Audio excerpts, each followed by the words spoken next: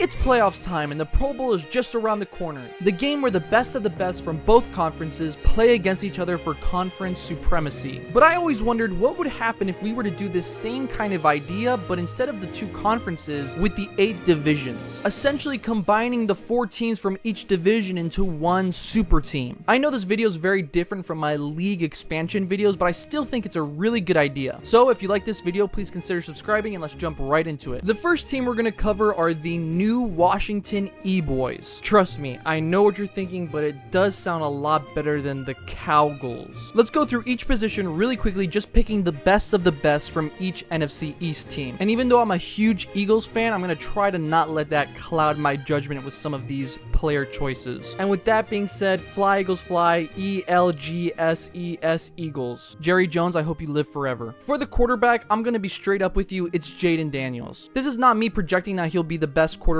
in the NFC East next year, but it's definitely taking into account how good his rookie season was, and the fact that right now he's playing better than any of the QBs in the NFC East. The 2 wide receivers that we're going to pair with Jayden Daniels are CeeDee Lamb and AJ Brown. I think it's really easy to just say that these 2 are the most talented receivers in the NFC East. And just like that, we have 1 player from the Commanders, 1 player from the Cowboys, and 1 player from the Eagles. And of course, we have the Giants representing the running back position with Saquon. Wait. What? Saquon, what are you're wearing green? Oh, that's right. You decided to leave that dump and come to the good guys. Saquon, I love you. Next up, and this is definitely up for debate, but I do think that Dallas Goedert is the best tight end in the NFC East when healthy. I'll give O-line and defense both to Philly, and the Cowboys clearly have the best kicker in the division. Next up are the Los Francisco Cardinals. The Los Francisco Cardinals, where do we even begin with you? This is obviously the NFC West, and we'll start out with the quarterback position once again. I know a lot of people love the midget, and the media can't stop slobbering over Brock Purdy, but I do think that right now Matthew Stafford is clearly the best QB in the NFC West. Pair him with the 2 best receivers in the division in Puka Nacua and DK Metcalf. Give him a white boy running the football, George Kittle as his tight end, the Cardinals O-line and the Niners defense, and I know there's definitely a case to make for the Seahawks or the Rams to have the better defense than the Niners. I think a lot of players on the Niners defense were injured this year, and I think if they were all healthy, they would definitely be the best in the division. As for the kicker, the Cardinals kicker works. And if you're wondering if we're just going to go through each team or if we're actually going to pit these teams against each other, yes, wait till the end. We will have a bracket style tournament where the northern divisions will play the southern divisions and the eastern divisions will play the western divisions on their way to the division bowl. The next team is comprised of the worst best division in football history, the Detroit Bay Bear Kings. That just sounds so nice and crispy. Now, I really don't think that any of the QBs in the NFC North are like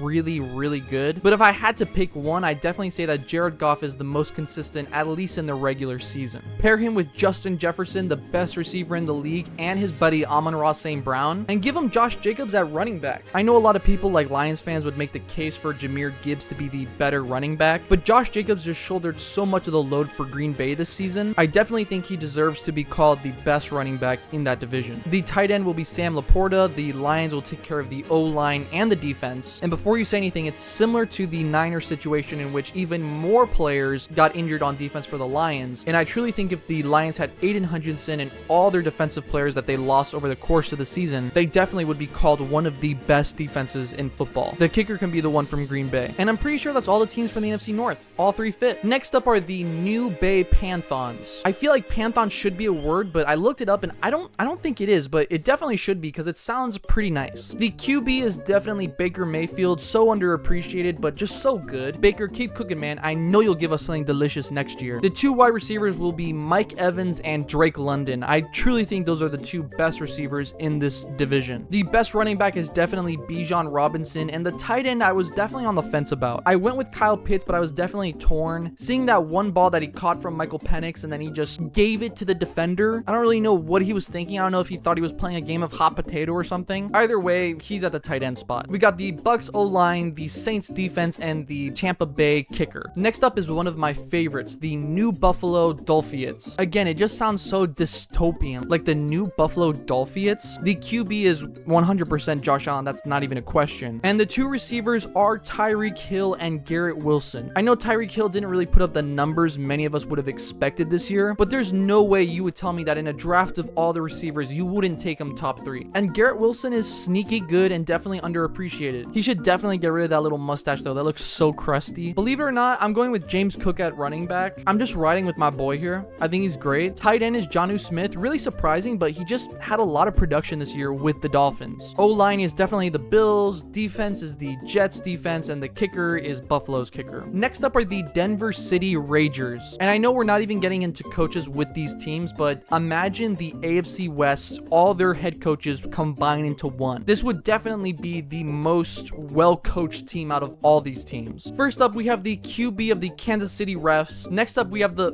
What was that? Oh, you said that's not actually the QB of the Kansas City Refs? Oh, so you get the joke, but you think I should actually put up the actual picture. Okay, fine. I'll change it. There we go. Much better. As I was saying, the two wide receivers are Courtland Sutton and Ladd McConkey. Courtland Sutton just really balled out this season, and Ladd McConkey, sneaky good. Running back, I was definitely torn on this again, but J.K. Dobbins, I think, had the best season out of all the running backs in this division. And tight end, no, I'm not giving it to the Taylor Swift simp. Brock Bowers, my sweet prince, look at me. You are the only one who can save us from the Travis Kelce Taylor Swift travesty. Go forth, my glorious king, and slay. The O-line and defense both belong to the Broncos, and for the kicker, we can definitely just use the Chargers kicker. I mean, his name is literally like Dicker the Kicker or some crap. Next up is another favorite of mine, especially because of the name, the Pittsland Rangels. Now, I know this is going to spark controversy within the Ravens versus Bengals, Joe Burrow versus Lamar Jackson debate. For 2024, I looked at all the numbers. I looked at passing yards, rushing yards, total touchdowns, turnovers, everything. These two guys are both MVP finalists. One guy's won the MVP twice. The other guy hasn't won an MVP, but he has been to the Super Bowl and almost won it. And as of right now, I don't know who's won the MVP. So I'm going to have to go with Lamar Burrow. This man is quite literally the definition of a double-edged sword, a two-toned warrior. But even Lamar Burrow wouldn't be anything without his two-star receivers in Zay Flowers and Jamar Chase. Combine that with the running talent of Derrick Henry, Mark Andrews as tight end, even though he dropped that freaking pass. Bro sold my parlay, but it's okay. He said he felt bad after, so that makes up for everything. I think we'll take the Ravens O-line, the Steelers defense, and the Steelers kicker. And last and definitely least, the Tannapolis Texans, something like that. The QB is definitely CJ Stroud, and even though he didn't really have that good of a year, it's not his fault that his O-line is leakier than a wet diaper. He's still a better quarterback than Goldilocks, Mailman, and Mr. Tap Out. The two wide receivers are Nico Collins and Brian Thomas Jr. Running back is Jonathan Taylor. That guy's still a beast. Tight end is Dalton Schultz. There aren't a lot of strong tight ends in this division, but he's probably the best. O-line will go Colts. Defense will go Texans, although the Titans is a close runner-up. And we'll take the Texans kicker as well. All right, are you guys ready for the playoffs? I know I'm ready for the playoffs. Let's get right into it. First up, we have the New Washington E-Boys versus the Los Francisco Cardinals. For me, it's close, but I definitely think the offense for the E-Boys is just a little bit better than the offense for the Cardinals. And I also think the special teams and defense are better on the E-Boys side than the Cardinals side. So I have the New Washington E-Boys defeating the Los Francisco Cardinals and moving on to the next round. Next up, Detroit Bay Bear Kings versus the New Bay Panthers. For me, this is not as close. The Panthers just aren't as good as the Bear Kings. It's as simple as that. I mean, both receivers are like top 5, the running backs top 5. And while the Panthers receivers are good, I'm not convinced that that Saints defense is going to hold up. I have the Detroit Bay Bear Kings winning and moving on to the next round. Next up, the New Buffalo Dolphins versus the Denver City Ragers. Now for me, the New Buffalo Dolphins, that's a super team. Josh Allen with Tyreek Hill with Garrett Wilson. Oh!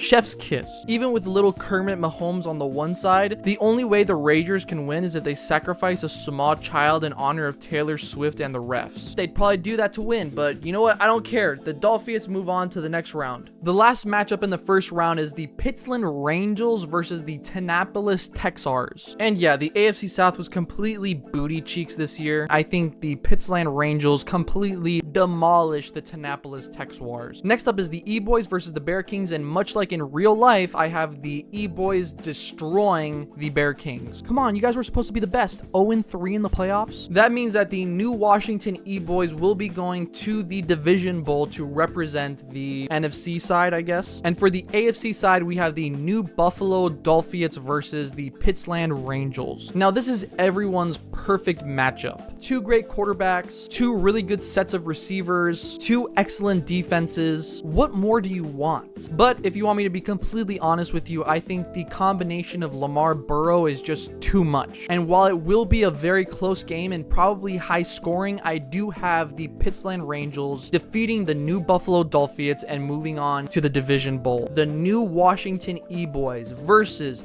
the Pittsland Rangers. This is what everyone would want to see in a Super Bowl. Literally perfect matchup. When we look at these two teams, everything matches up so closely to each other, just going position by position. But at the end of the day, with a heavy heart, I think the Pittsland Rangers will lose to the new Washington E-Boys because of NFC East supremacy. NFC East, I think NFC Beast. Thank you so much for watching. Please subscribe. Please like this video if you enjoyed this one. Also, please subscribe to my main channel, Animal Fries, if you're interested in YouTube news, YouTube drama, gaming, entertainment, pop culture, just a whole bunch of stuff. I appreciate you all so much. I hope this was fun for you guys. I'll see you next time.